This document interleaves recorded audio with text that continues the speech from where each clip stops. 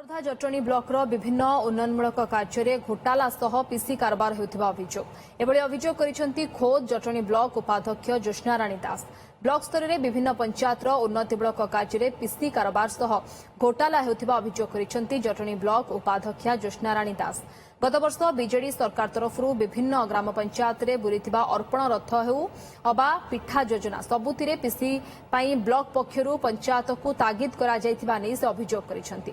पंचायत स्तर उन्नतीकरण पाई PS fund रे थिबा लक्ष लक्ष टंका ग्राम पंचायत उन्नतिमूलक कार्य न लगाई ब्लॉक गृहर उन्नति कार्य देखाई लक्ष लक्ष टंका फॉल्स बिल करा जायथिबा अभियोग करिसेंती। पूर्वतन सरकार अमल में ब्लॉक सरकारी बाबू जंत्री और किछि मुष्टिमेय व्यक्तिंकर मिली भगत रे एही घोटाला चलिथिबा से कहिसेंती। सेपटे एने जटणी बीडीओ कहिसेंती एहा संपूर्ण तथ्यहीन से विषय कोनोसी तथ्य मो पाखरे नाही।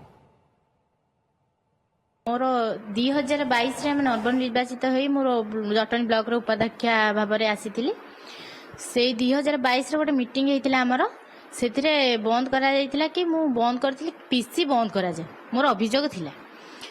तापर से 2022 रु 24 पर्यंत हेलानी पीसी बंद हबा नारे अधिक अधिक पीसी कटा जाउची।